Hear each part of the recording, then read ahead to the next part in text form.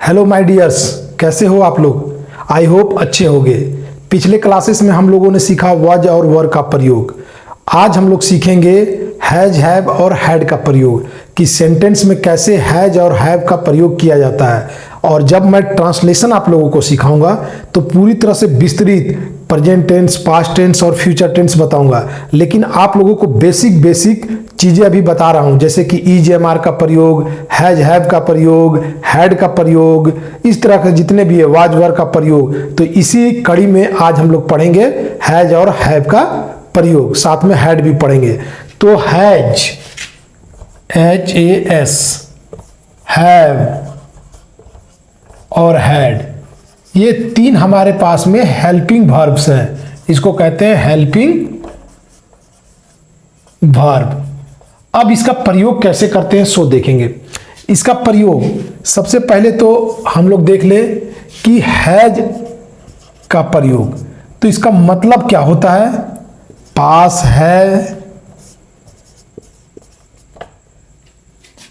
या रखते हैं या फिर हो चुका है इत्यादि। ठीक है, तो इस तरह से सेंटेंस में आप लोगों को मिलेगा हैज वाले सेंटेंस में, जहां पर क्रिया हम लोग हैज का प्रयोग करेंगे। क्रिया मीन्स वर्ब। अब इसमें हम लोग सब्जेक्ट देखते हैं कि इसमें कौन सा सब्जेक्ट का प्रयोग किया जाएगा। तो सब्जेक्ट्स क्या है कि सब्जेक्ट जैसा कि हम लोग जानते हैं कि पहले ही, शी, ईट, नेम, यहां पर आई नहीं होगा। मैंने आप लोगों को पहले ही बताया था कि आई एक ऐसा सब्जेक्ट है जो सिंगुलर वर्ब और प्लूरल वर्ब दोनों में प्रयोग किया जाता है। तो अब इसका एग्जाम्पल देखते हैं। तो एग्जाम्पल के रूप में हम लोग क्या देखेंगे, जैसे मेरे पास कार है। ठीक है, तो यहां पर है क्या होगा, है के लिए क्या है, ये हेल्पिंग वर्ब है, हेल्पिंग वर्ब। और मेरे पास, तो मेरे पास है, पता है यहां पर कि पास है, तो मेरे के लिए क्या होगा यहां पर सब्जेक्ट आई। ठीक है, अब यहां पर हम लोग हैज नहीं लिखेंगे। आई हैज अ कार नहीं होगा। ठीक है, जब मैं अब नेक्स्ट बताऊंगा तो उसमें बताऊंगा कि यहां पर क्या होगा। अब यहां पर दूसरा एग्जांपल देखते हैं कि उसके पास कार है। अब देखिए उसके के लिए ही, अब ये किसके लिए है, ही मेल के लिए, फीमेल के लिए रहता तो शी लिखते, है के लिए हैज और कार के लिए कार। कितना सिंपल है। ही हैज ए कार, एक कार हमेशा बोलिएगा और लिखिएगा। तो he has a car, I has a car कभी नहीं होगा। अब नेक्स्ट आगे की ओर बढ़ते हैं कि क्या होगा। दूसरा देखते हैं हैव। अब हैव के साथ में जितने भी प्लूरल सब्जेक्ट्स हैं उनका प्रयोग होगा। दिख रहा है, हाँ। तो हैव के साथ में इसका भी सेम मीनिंग होता है। पास है, रखते हैं या फिर चुका है इत्यादि। तो इसके लिए भी हम लोग सिंगुलर, जैसे हैव है तो हैव के लिए हम लोग प्लूरल सब्जेक्ट का प्रयोग करेंगे। प्लूरल सब्जेक्ट में क्या क्या आता है, यू और वी, बॉयज, जितने भी इस तरह से प्लूरल सब्जेक्ट हो जाएंगे। ठीक है, तो मेनली आप लोग याद रखें यू, वी और बॉयज। अब इसका एग्जाम्पल लेते हैं, जैसा कि हम लोगों ने ऊपर लिया एक आई ऐड कर लीजिए। अभी मैं ऊपर आप लोगों को बताया, यहां पर आई सही होगा। कैसे होगा, अब इसी एग्जाम्पल को देखते हैं। ऊपर वाले को क्या है कि मेरे पास कार है, तो मेरे के लिए क्या हो जाएगा, आई। पास के लिए पास है यानी आई हैव अ कार। गौर करने वाली बात यहां पर है कि आई यहां पर क्या है, सिंगुलर सब्जेक्ट है, तो उस हिसाब से क्या लगना चाहिए यहां पर सिंगुलर वर्ब लगना चाहिए क्योंकि हैज सिंगुलर वर्ब है, लेकिन नहीं, यहां पर तो प्लूरल वर्ब लगा। आई हैव अ कार, ठीक है, इसलिए आई के साथ में यहां पर हमेशा हैव लगाएंगे। कभी भी आई के साथ में जब हैव का प्रयोग करना हो, प्लूरल सब्जेक्ट हो, प्लूरल सब्जेक्ट के रूप में सिंगुलर सब्जेक्ट हो, लेकिन प्लूरल वर्ब का प्रयोग करेंगे। क्लियर।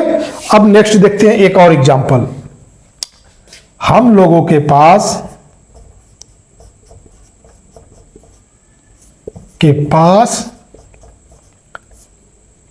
पेन है, पेने हैं, मतलब बहुत सारे कलम हैं, ठीक है। अब इसका हम लोग क्या करेंगे, वी का प्रयोग करेंगे हम लोग के लिए। वी हैव मेनी पेन्स, और अगर मेनी का प्रयोग ना करें तो यहां पर केवल लिख देंगे we have pens, we have pens. Okay. अब एक और ले लेते हैं, जैसे प्लूरल सब्जेक्ट में लिए के रूप में, लड़के, लड़के किताब रखते हैं। इसके लिए क्या होगा, लड़कों के लिए बॉयज, रखते हैं हैव, क्या रखते हैं, बुक्स। लड़के किताब रखते हैं, बॉय हैव बुक। क्लियर। अब आगे हम लोग देखते हैं कि हैड का प्रयोग कैसे होगा। हैड बहुत ही आसान है, और हैड आप लोग को तो यूं ही समझ में आ जाएगा क्योंकि उसमें कुछ करना ही नहीं है। इसमें तो सिंगुलर प्लूरल भी आप लोगों को देखना पड़ा, हैज हैव को कैसे प्रयोग करना है, लेकिन हैड के लिए आप लोग को कोई दिक्कत नहीं होगा क्योंकि हैड के साथ में जितने भी सब्जेक्ट हैं सभी सब्जेक्ट्स का प्रयोग किया जाता है। हैड, हैड का मतलब क्या होता है, हैड का मतलब होता है कर चुका था, यानी उसके पास था इत्यादि, या पास रखता है, ठीक है। तो इस तरह के जितने भी सेंटेंस में रहेंगे था जरूर रहेगा, ठीक है, क्योंकि ये पास्ट में प्रयोग होता है। अब इसके साथ में मजेदार चीज ये है कि जो मैं आप लोगों को बोला कि जितने भी सब्जेक्ट्स हैं, ऑल सब्जेक्ट जितने भी सब्जेक्ट है सभी सब्जेक्ट के साथ में हैड ही लगेगा, इसमें कोई चेंज करने की आवश्यकता नहीं है। जैसे उसके पास कार थी, ठीक है, तो ही हैड अ कार। मेरे पास कार थी, मेरे पास कार थी, आई हैड अ कार, ठीक है। इसलिए जितने भी सब्जेक्ट हैं, आई, वी, यू, ही, सी, ईट, सबके साथ में हैड का प्रयोग होगा जब था थी उसके साथ रहे। रखने के सेंस अच्छा आप एक देख लो चुका वाला समझ लेना कि इस तरह का सेंटेंस कैसे आता है। जब मैं आप लोगों को टेंस में पढ़ाऊंगा तो इसमें प्रॉपर बताऊंगा कि कैसे प्रयोग होता है, लेकिन उदाहरण के लिए अभी यहां पर एक आउटलुक देखते जाए। जैसे ऊपर तीनों को दिखा देता हूं मैं, जैसे राम पढ़ चुका है, ये हो गया पहले वाले के लिए। दूसरा है कि हम लोग पढ़ चुके हैं, और तीसरा है हम लोग पढ़ चुके थे। अभी जो मैं आप लोगों को पहले बताया हैज का, तो हैज में क्या लिखते थे हम लोग, जैसे रहता था चुका है, चुकी है, तो उसमें चुका है आ गया, और दूसरा भी था उसमें हैव जो बताए, उसमें क्या होता था कि चुका है, चुकी है, उसमें भी होता था। लेकिन जब ये पास्ट में हम लोग आ रहे हैं इधर, तो इसमें चुके थे हो जाता है। तो इसके लिए क्या हो जाएगा, राम, चूंकि ये थर्ड पर्सन का सिंगुलर नंबर है तो इसके साथ में क्या लगेगा, हैज। पढ़ना का क्या होता है, रीड, रेड, रीड, तीनों फॉर्म में, तो राम हैज रेड।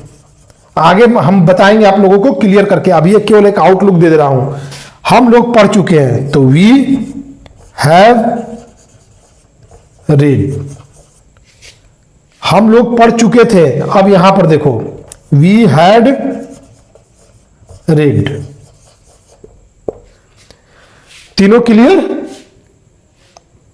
तो आई थिंक आप लोगों को ये चीजें समझ में आ रही होगी कि हैज का प्रयोग, हैव का प्रयोग और हैड का प्रयोग कैसे करते हैं। नेक्स्ट क्लासेस में हम लोग पढ़ने की कोशिश करेंगे कि डू, डज का प्रयोग कैसे किया जाता है। उसके बाद में हम आप लोगों को यह भी बताएंगे कि क्वेश्चन मार्क्स वाले सेंटेंस कैसे बनाए जाते हैं।